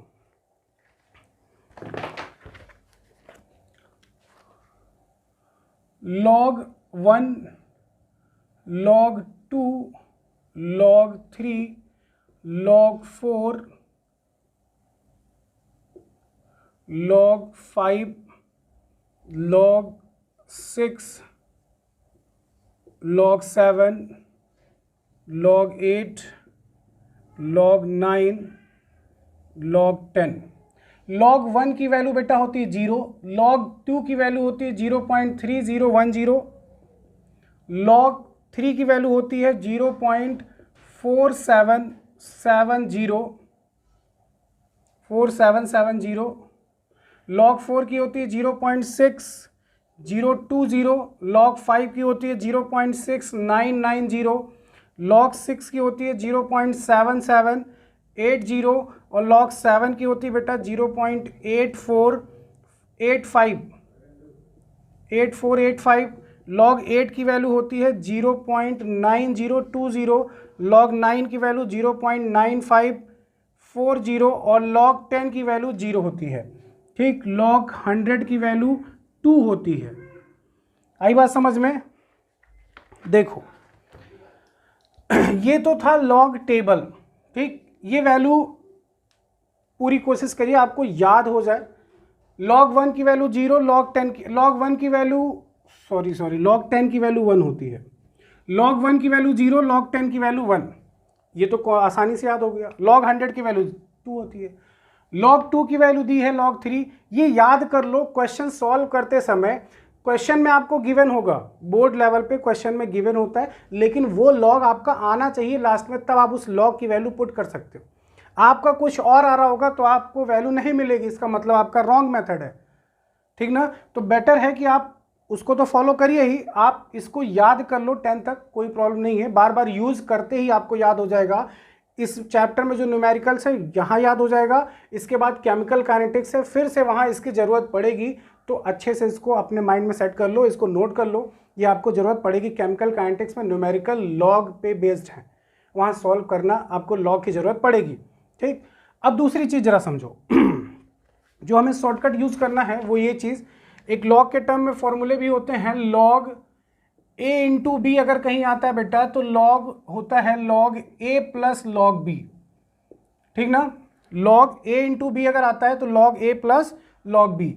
अगर लॉग x अपॉन y आता है तो होता है log x minus log y, और अगर लॉग x की पावर y आता है तो बेटा क्या हो जाएगा, y लॉग x। ठीक, इन 3 फॉर्मूले को नोट डाउन कर लो, इसकी ज़रूरत पड़ेगी हमें अगर हम सिस्टमैटिक मेथड से करते हैं तो। ठीक, log a इंटू बी क्या होगा, log a plus log b होगा, log x अपॉन y क्या होगा, log x minus log y, और log x की पावर क्या होगा, x पावर y क्या होगा, y log x हो जाएगा। ठीक, फॉर एग्जाम्पल एक एग्जाम्पल करके देखते हैं। मान लो आपको log 2 की वैल्यू पता है, आपको log 4 निकालना है। क्या निकालना है, log 4। log 4 की वैल्यू को हम क्या लिख सकते हैं, log 2 का स्क्वायर। अरे भाई log 4 की वैल्यू 4 मतलब क्या, 2 का स्क्वायर। क्लियर हो? log x की पावर y, log x की पावर y क्या लिख सकते हैं, 2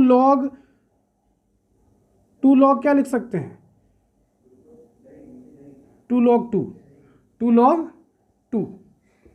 log 2 की वैल्यू ध्यान सुनना, x की पावर y तो y log x होता है, तो y इधर आ गया मतलब 2 इधर, ये हो जाएगा log 2। log 2 की वैल्यू आपको पता है 0.3010, और 2 इंटीजर नंबर 2 से मल्टीप्लाई कर दो, कितनी वैल्यू आ जाएगी, 0, और ये 6 0 और ये 2 0। देखो जरा चेक करो, क्लियर है सबको?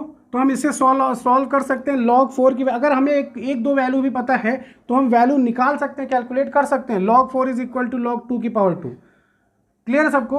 अब चलो मैं कुछ एग्जांपल दे रहा हूं, आप खुद से ट्राई करिएगा, सॉल्व करके देखिएगा आपका आंसर आता है या नहीं आता। ठीक, जैसे यहां तक नोट डाउन कर लीजिएगा बेटा। चलिए देखो, log अगर 8 दे दिया जाता तो हम क्या करते हैं, log 2 क्या कर देते हैं, क्यूब। अरे 2 2 जा 4 2 जा 8, और log 2 की पावर 3 है तो 3 इधर आएगा, 3 log 2 हो जाएगा। log 2 की वैल्यू 3 से मल्टीप्लाई प्रॉपर सॉल्व करिए, आसानी से आंसर आ जाएगा बेटा। क्लियर है?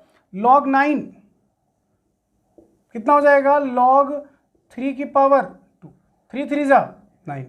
सॉल्व करके जरूर बताइएगा वैल्यू आपकी आ रही कि नहीं आ रही, क्वेश्चन मार्क।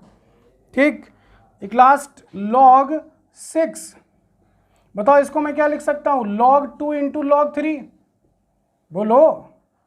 अरे 2 3 जा 6, और log a इंटू बी क्या होता है? log a plus B. तो बताओ ये क्या हो जाएगा? log 2 plus log b। log 2 की वैल्यू रखिए, log 3 की वैल्यू रखिए, 2 और 3 की वैल्यू रखिए, ऐड करिए, किसकी वैल्यू मिल जाएगी? log 6 की। तो कुछ ऐसा कॉन्सेप्ट यूज करना होगा जब हम न्यूमेरिकल सॉल्व करेंगे बेटा। क्लियर है सबको? ये लॉग क्लियर है कॉन्सेप्ट? आगे चलें?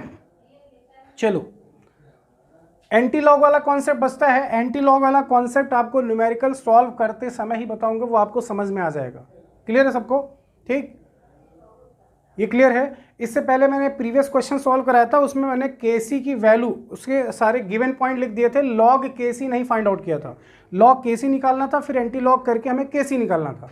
वो उसको मैं आपके लिए छोड़ रहा हूँ एज ए होमवर्क। मैं आपको आगे नेक्स्ट क्वेश्चन में एंटी लॉग, लॉग कैसे फाइंड आउट करेंगे, लॉग केसी कैसे फाइंड आउट करेंगे, वो मैं आपको बता रहा हूँ। आप आसानी से क्वेश्चन सॉल्व करिएगा, वो क्वेश्चन सॉल्व करके मुझे आंसर जरूर बताएगा कितना आंसर आया उसमें। क्लियर? मैं आपको नेक्स्ट क्वेश्चन में लॉग केसी कैसे सॉल्व करेंगे, फिर एंटी लॉग कैसे सॉल्व करेंगे, सारी चीज़ें क्लियर कर रहा हूँ बेटा। आगे चलें, इसको नोट डाउन कर लीजिए।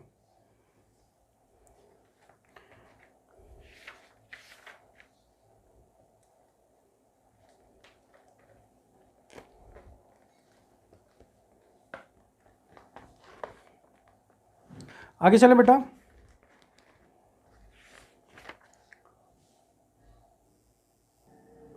चलिए आगे देखते हैं, इसको नोट डाउन कर लीजिएगा आप।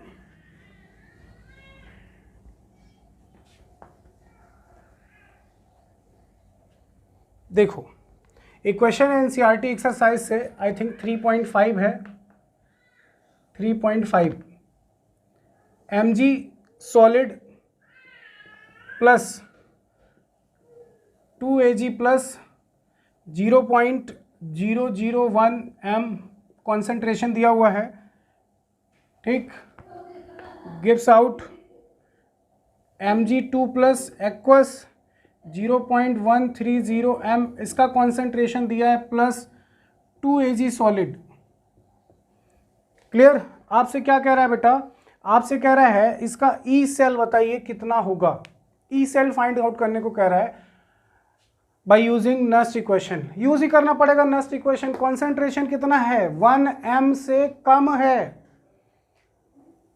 आई बात समझ में? नस्ट इक्वेशन यूज ही करना पड़ेगा।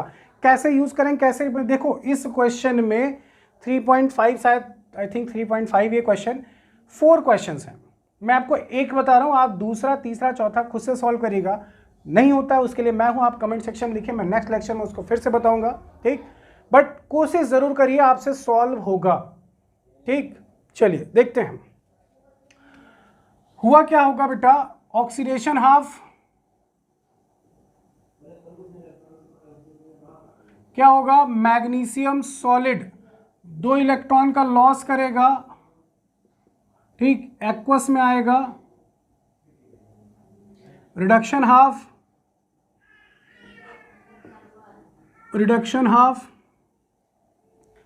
Ag पे प्लस 1 प्लस है, 1 इलेक्ट्रॉन लेगा, लेकिन आपको पता है यहाँ 2 टाइम्स है, 2 इलेक्ट्रॉन, तो 2 इलेक्ट्रॉन्स कैरी करेगा 2Ag सॉलिड। आप इस रिएक्शन को बैलेंस करो, 2 से 2 इलेक्ट्रॉन कैंसिल, आपको N मिल गया। Net redox reaction, net redox reaction क्या लिखोगे? Mg solid 2Ag plus aqueous gives out Mg2 plus aqueous plus 2Ag solid. आई बात समझ में? यही सेम रिएक्शन ऊपर लिखी है। ठीक, N की वैल्यू हमको पता चल चुकी है। अब बात करते हैं, N हमको पता चल चुका है, E not cell, E not cell is equal to E cathode minus E anode.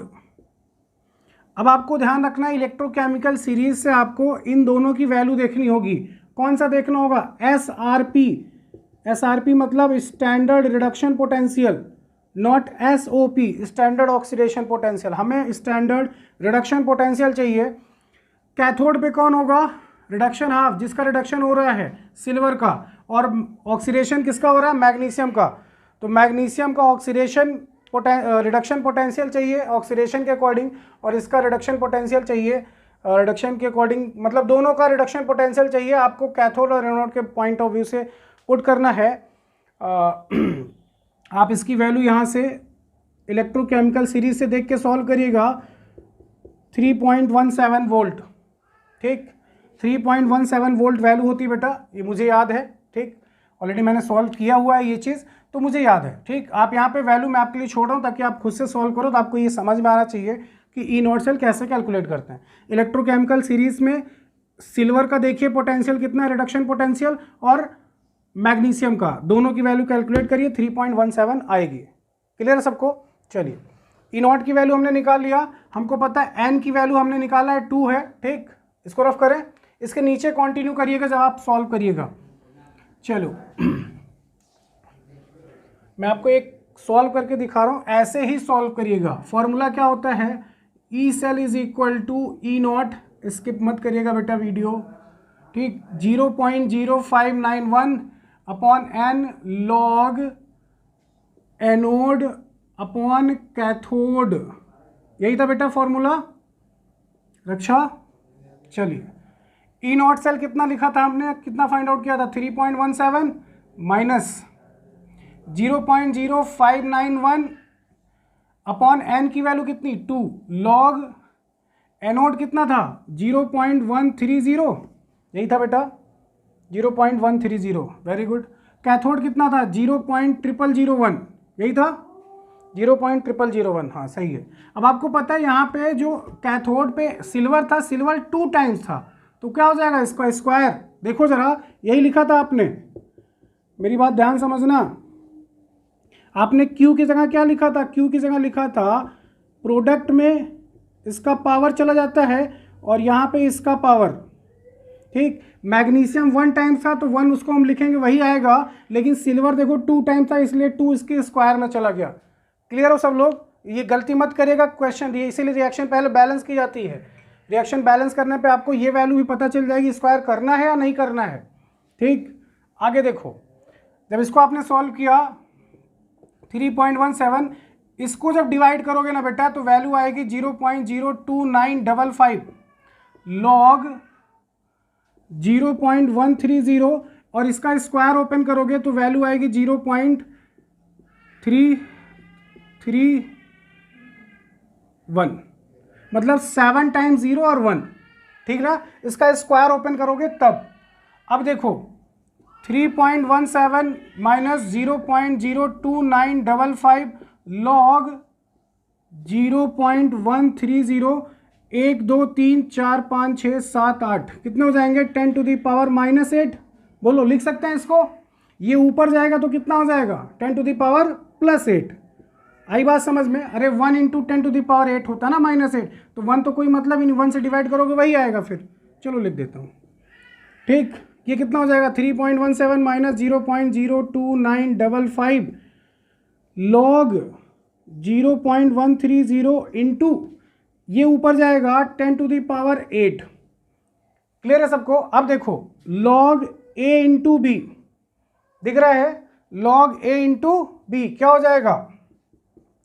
3.17 minus 0.02955 log 0.130 plus log 10 to the power 8, और हमको पता है लॉग x की पावर y, लॉग x की पावर y लॉग x होता है, तो क्या लिखेंगे? 3.17 माइनस 0.02955 लॉग 0.130 प्लस इसको क्या लिखोगे? x पावर y 8 लॉग 10, बोल भैया 8 लॉग 10 होगा ना।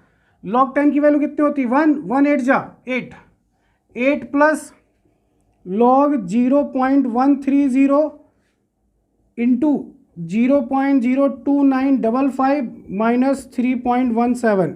अब देखो इसकी वैल्यू निकालनी है। अब क्वेश्चन पेपर में इसकी वैल्यू आपको गिवन देगा।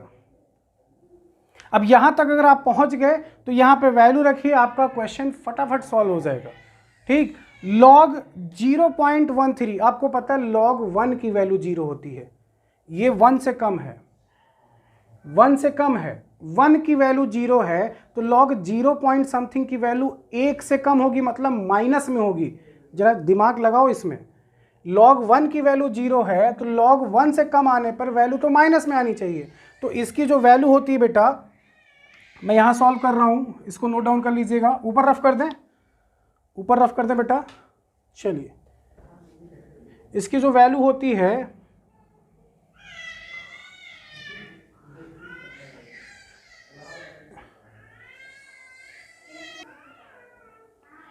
ओके बेटा, तो यहाँ पे वैल्यू कितनी आएगी 3.17 माइनस 0.02955 इंटू लॉग 0.130 की वैल्यू होती है माइनस 0.886 जीरो समथिंग। ठीक, और फिर क्या है +8। अब आपको पता है ये माइनस ये प्लस ऐड करोगे तो वैल्यू हो जाएगी 3.17 माइनस 0.02955 इंटू इसको ऐड करोगे लगभग 7 पॉइंट समथिंग, कितना आएगा बेटा 7.11394, कुछ ऐसा आएगा। ठीक, 394। अब देखो इसको इससे मल्टीप्लाई करो, 3.17 माइनस इसको मल्टीप्लाई करो, इसमें से सब्ट्रैक्ट करो तो वैल्यू आएगी 0.2102, सॉल्व करोगे 2.96 volt. This is your answer. Clear है सबको? तो एक एक पेज के क्वेश्चंस होते हैं, क्वेश्चंस देख के नहीं घबराना है, आप लॉग अच्छे से सॉल्व कर लोगे, कहीं प्रॉब्लम नहीं आएगी बेटा।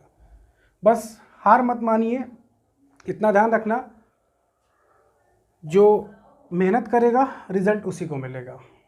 ठीक, जो मेहनत करेगा रिजल्ट उसी को मिलेगा, इस चीज़ को मत भूलिएगा बेटा।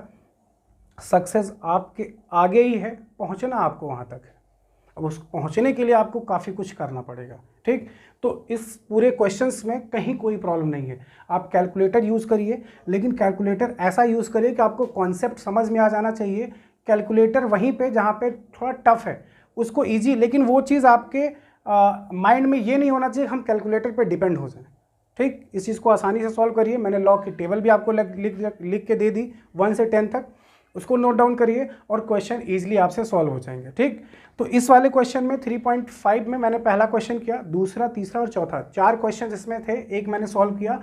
बाकी की जो 3 ऑप्शन है उसको सॉल्व करिएगा, खुद से कोशिश करिए, ट्राई करिए, आपसे सॉल्व होगा, मुझे विश्वास है आप कर ले जाओगे। बस एक चीज़ का ध्यान रखना जो मैंने आपको अभी नहीं बताई है, वो क्या है, इसको नोट डाउन कर लिया आपने, देखते वो क्या चीज़ थी। ठीक, देखो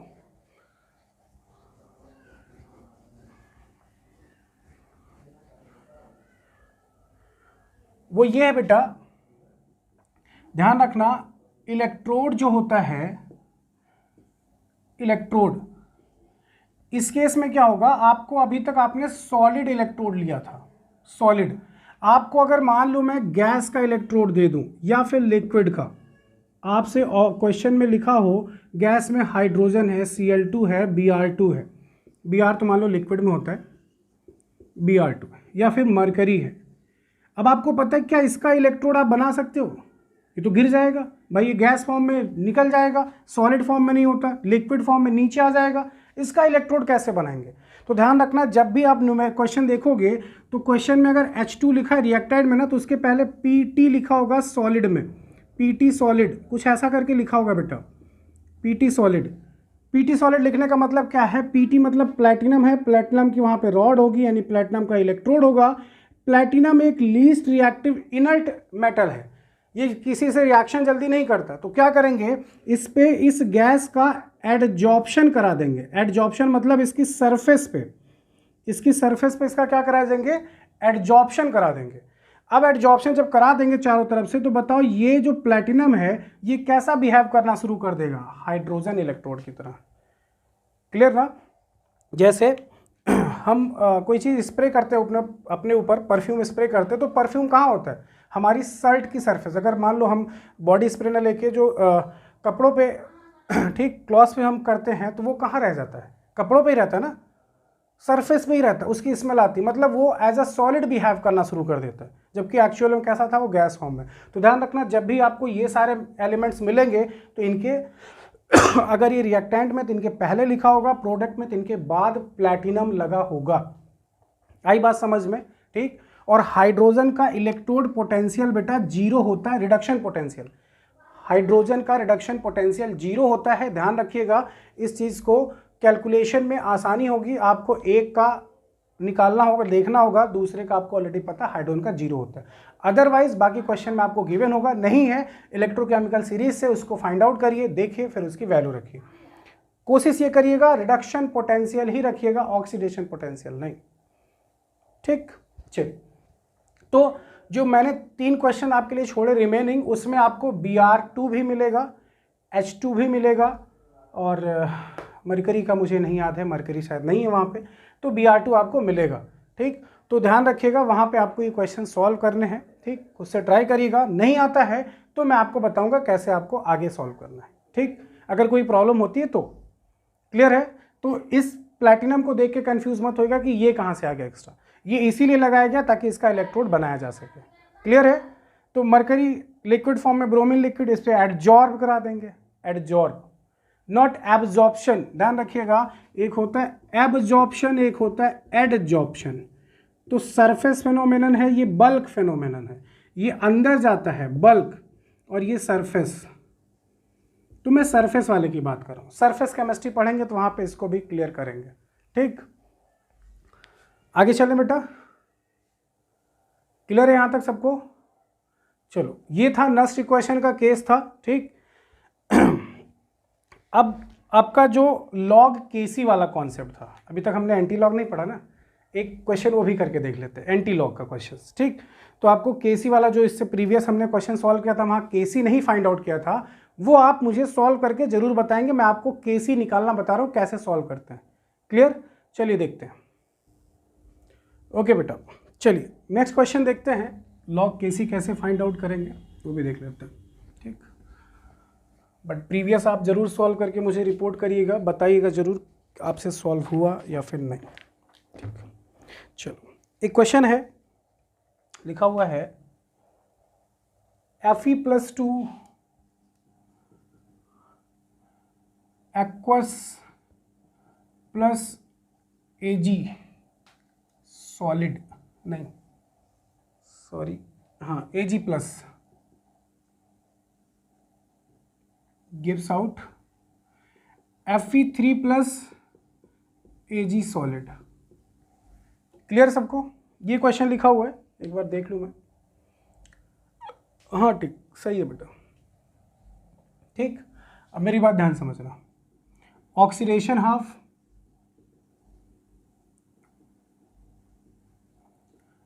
Fe+2 है, एक्वस, चेंज किस में हुआ? Fe+3 में। पहले इसने 2 लॉस किया था, एक और लॉस किया, मतलब ऑक्सीडेशन हो रहा है। ठीक, देखो पहले 2 लॉस किया था, एक अगर और लॉस कर देगा तो कितना आ जाएगा? +3। चलो, रिडक्शन हाफ, Ag पे प्लस चार्ज था, एक्वस,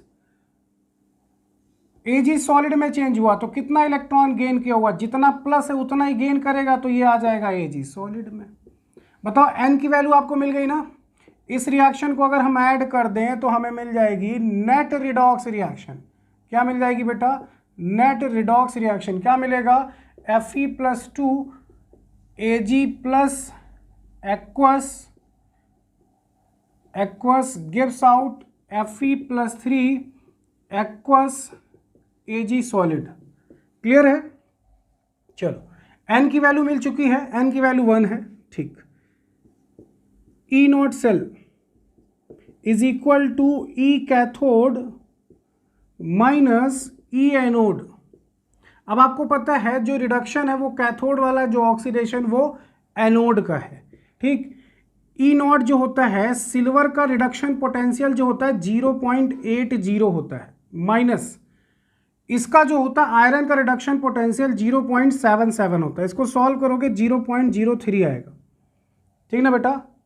0.03 कंफर्म कर लीजिएगा, 0.03 ही आएगा। ठीक, आगे चले। ये आ गया आपका ई नॉट सेल, क्लियर। अब हमें क्या फाइंड आउट करना है इसमें, डेल्टा जी नॉट। ठीक, क्वेश्चन जो मैंने आपको बताया था 3.4, उसका मैंने फर्स्ट सॉल्व किया था कैडमियम और क्रोमियम के रिलेशन में। लॉग केसी हमने नहीं निकाला था, वहां तक आपको बताया था, मैंने आपको कहा था खुद से सॉल्व करिएगा। तो उसी का सेकंड ऑप्शन ये है, मैं इसको बता दे रहा हूँ, इसको सॉल्व कर रहा हूँ। आप लॉग केसी वहां से कैलकुलेट करके मुझे रिपोर्ट जरूर करिएगा। ठीक, delta G not is equal to minus N F E naught. तो delta G not is equal to क्या हो जाएगा, माइनस एन की value 196,500, that is Faraday number. E naught आपने निकाल रखा 0.03। इसको सॉल्व करिए बेटा, सॉल्व करने पे जो आंसर आएगा वो आंसर कितना आएगा बेटा, नियर अबाउट 2895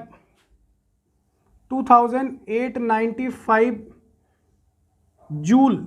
इसको राउंड ऑफ करोगे, मतलब किलो जूल में चेंज करोगे, तो ये हो जाएगा तुम्हारा 2.895 किलो जूल। क्लियर है सबको, सॉल्व करके देख लीजिएगा आप कैलकुलेट करके, वैल्यू आपकी डेल्टा जी की यही आएगी। आगे चलें, ये वैल्यू यही मिलेगी आपको डेल्टा जी की बेटा। ठीक, यहाँ तक सबका क्लियर है, यहाँ तक। आगे चलें, चलो देखते हैं, आगे देखते हैं बेटा, जस्ट 1 मिनट। अब क्या निकालना है, इक्विलिब्रियम कांस्टेंट निकालना है। क्या निकालना है, इक्विलिब्रियम कांस्टेंट। क्या होता है फॉर्मूला, वो देखते हैं। फॉर्मूला क्या होता है, E not cell is equal to 0.0591 upon N log K C. Log K C is equal to E not cell into N upon 0.0591। बताओ ई नॉट सेल कितना है, 0.03, एन की वैल्यू 1 है, 0.0591। इसको डिवाइड करोगे, किसकी वैल्यू आ जाएगी बच्चा, के सी की। किसकी आ जाएगी, के सी, लॉग के सी आएगी, नॉट के सी, लॉग के सी। कितना आएगा, 0.5074। ठीक, ये आया लॉग के सी। हमें क्या निकालना है, के सी, हमें क्या निकालना है, के सी। अब मेरी बात ध्यान समझना, मैं शॉर्ट ट्रिक बता रहा हूं, शॉर्ट ट्रिक। देखो, जब आपको कोई ऐसी वैल्यू मिले लॉग के सी के केस में, ये 0 पॉइंट है, अब इसका एंटी लॉग लोगे, लॉग खत्म करने के लिए हम एंटी लॉग यहां पे यूज करते हैं। Antilog is equal to, जो यहां पे 0 के पहले है, ठीक, डेसिमल के पहले, ठीक ना। अब यहां डेसिमल के पहले 0, कोई होल नंबर होता तो हम कर लेते डायरेक्ट, बट यहां पे होल नंबर नहीं है, तो इसको क्या करेंगे बेटा, 2 से माइनस कर देंगे। कितने से, इसको हम क्या करेंगे, log K C is equal to 2 minus 0.5074। ठीक तो कितना आएगा, लगभग 1.5। अरे 0.5 माइनस करोगे, 2 में से 0.5 माइनस करोगे 1.5 ही आएगा। अब 0.74 है तो 1.4 समथिंग कुछ आएगा। क्लियर है सबको, 1.4 समथिंग कुछ आएगा। क्लियर है ना, तो क्लियर है ना बेटा। ये लॉग के सी, अगर ये 0.5, देखो कोई भी अगर आप सॉल्व करते हो, अगर ऐसा कोई केस आता है 0 पॉइंट समथिंग, ठीक, तो उसको 2 से माइनस करना, ये इस नंबर में चेंज हो जाएगा। ठीक, इसको सॉल्व करोगे 1.5, नियर अबाउट 1.5 आएगा आपका। ठीक, अब इसका एंटी लॉग किसका लोगे, 1.5, लॉग के सी की वैल्यू ये कंसीडर करके आप चलोगे। जब इसको लिखोगे एंटी लॉग में, तो ये हो जाएगा log 10 to the power 1। देखो जो डेसिमल के पहले है वो पावर में चला जाएगा, प्लस लॉग, और ये जो 0.5 है ये हो जाएगा log 0.5। ठीक, log 0.5। अब मेरी बात ध्यान समझना, मैं फिर से आपको बता रहा हूं, log KC की वैल्यू आपकी ये आई थी, इसको आपने क्या किया, 0 पॉइंट समथिंग था, 2 से माइनस कर दिया, 2 से माइनस करने पे ये आया, तो log KC। अब यहाँ पे एंटी लॉग निकालोगे लॉग खत्म करने के लिए, तो 1 जो डेसिमल के पहले है वो उसकी पावर में चला जाएगा, 10 की पावर, log 10 की पावर ये हो जाएगा। अब ये कितना बचा, log 0.5। अब आपको ये देखना है log 0.5 कितने की वैल्यू होती है, कितने की वैल्यू। log 2 की वैल्यू थी 0.3010, log 3 की वैल्यू थी 0.477, log 4 की वैल्यू थी 0.6। तो आपको पता है 3 से ज़्यादा, देखो 0.5 है, ये 0.47 है, मतलब 3 से ज़्यादा होगा लेकिन कितने से कम होगा, 4 से। log 4 की वैल्यू 0.6 होती है, तो ये वैल्यू किसकी है हमें ये लिखना होगा। तो हम क्या लिखेंगे, log 0.5 किसकी वैल्यू हो जाती है बेटा, 3 से ज़्यादा होगा, 3 से देखो 0.477 है, तो ये कितना हो जाएगा, नियर अबाउट लगभग 3.2 मान लो इसको, या 3.3 मान लो, into 10 to the power 1। 10 to the power 1 मतलब कितना हो जाएगा, लॉग इधर आएगा, पढ़ा था आपने, x की पावर y इधर आ जाएगा, तो ये खत्म हो जाएगा पूरा। क्यों, देखो log 10 की पावर 1, x की पावर y 1 log 10 की वैल्यू 1, 1 1 जा 1, मल्टीप्लाई करोगे यही आएगा। This is your answer. ठीक है, सबको समझ में आया, आगे चले। अच्छा एक चीज़ और देखो, क्लियर कर लो, मैंने आपको बताया ये चीज़ अगर डेसिमल मतलब 0 पॉइंट समथिंग है तो 2 से माइनस करना, जो वैल्यू आएगी डेसिमल की पहले वाली log 10 की पावर में चला जाएगा, जो डेसिमल के बाद है वो log उतने पॉइंट समथिंग हो जाएगा। अब ये देखना ये वैल्यू कितने log की है, इसकी वैल्यू मत देखना, log इतने की वैल्यू मत फाइंड आउट करिएगा बेटा, ध्यान रखिएगा ये किसकी वैल्यू है, ये जो वैल्यू है ये कितने log की वैल्यू, ये निकालना है आपको। ठीक, अब देखो जरा मैं एक एग्जाम्पल आपको करके और दिखा रहा हूँ। देखो मैं एक एग्जांपल बता रहा हूँ आपको, मान लो log KC की वैल्यू, ये क्वेश्चन हटा दे रहा हूँ मैं, इसको सोल्व कर लीजिएगा आप, आंसर देख लीजिएगा, यही आ रहा होगा आंसर। मान लो log KC की वैल्यू आती, log KC की वैल्यू मैं एक एग्जांपल ले रहा हूँ, मान लो log KC आता 34.501, ये आता log KC। अब आपको क्या निकालना था, KC, तो आप क्या करते हैं, इसका एंटी लॉग, अब जब इसका एंटी लॉग लेते तो आपको पता है ये 0 में नहीं है, अब 2 से सबट्रैक्ट करने का कोई मतलब नहीं, क्या करोगे, log 10 to the power 34 plus log decimal के इधर वाला इधर 0.541, आपको पता है ये चला जाएगा पावर में 10 to the power 34, log 0.541, log 3 की वैल्यू होती है 0.477 और log 4 की वैल्यू होती है 0.6, मतलब इससे थोड़ा ज़्यादा होगा लेकिन इससे थोड़ा कम होगा, इसका मतलब 3 पॉइंट समथिंग होगा, यही तो हुआ 3 पॉइंट समथिंग। जितना डेसिमल के पहले वो पावर में जाएगा, ध्यान रखिएगा बेटा, मैं ट्रिक बता रहा हूँ, सीक्वेंस से करोगे तो कुछ अलग ही मेथड है, वो मैथ के पॉइंट ऑफ व्यू से है, मैं आपको शॉर्ट ट्रिक बता रहा हूँ, इससे आप सॉल्व कर लीजिए। ठीक, तो log 0.54 जो वैल्यू होगी 3 पॉइंट समथिंग कितना रख लिया जाए, 3 पॉइंट कुछ भी आप कैलकुलेट कर लीजिएगा, नियर अबाउट 3.17, ठीक 3.17 ये वैल्यू आपको मिल जाएगी। क्लियर है, ठीक, ये हो गया आंसर। अगर ये वैल्यू आती है, अब मान लो log KC की वैल्यू 15 पॉइंट समथिंग, तो ये 15 चला जाएगा पावर में, बाकी इधर वाली वैल्यू फाइंड आउट कर लीजिए। क्लियर है, चलिए, तो ये रहा आपका नेक्स्ट इक्वेशन। ठीक, gives free energy, electrode potential, cell potential, EMF of the cell, सारी चीज़ें मैंने 1 to 1 एक्सप्लेन किया आपको। ये लेक्चर आपको कैसा लगा बेटा, कमेंट सेक्शन में जरूर बताइएगा, और अगर आपको ये लेक्चर अच्छा लगता है तो एक लाइक जरूर करिएगा, अदरवाइज डिसलाइक भी आप कर सकते हो, आप कोई बैरियर नहीं है, आप खुद से डिसलाइक भी कर सकते हो बेटा। और नेक्स्ट जल्दी इसका नेक्स्ट लेक्चर आपको मिलेगा जिसमें हम कंडक्टेंस, इलेक्ट्रोलिटिक कंडक्टेंस पूरा फुल एक्सप्लेनेशन के साथ उसी एक लेक्चर में कंप्लीट करेंगे, कुरलॉस लॉ से related numericals plus electrolytic conductance. तो ये चैप्टर कोशिश है जल्दी से जल्दी कवर हो जाए, ठीक, और इसके सारे न्यूमेरिकल्स आपसे सॉल्व होने चाहिए। लॉग टेबल याद जरूर कर लीजिएगा, और कहीं भी कोई प्रॉब्लम हो तो आप कमेंट सेक्शन में जरूर बताइएगा। इलेक्ट्रोकेमिकल सीरीज़ छोटा सा टॉपिक है, उसको भी देखेंगे, बट वहाँ से आप वैल्यू लिख लीजिएगा, मतलब वैल्यू नोट डाउन करिएगा, आपको E0 सेल फाइंड आउट करना होगा। क्लियर बेटा, मिलते हैं नेक्स्ट लेक्चर में, ठीक, तब तक के लिए थैंक यू बेटा।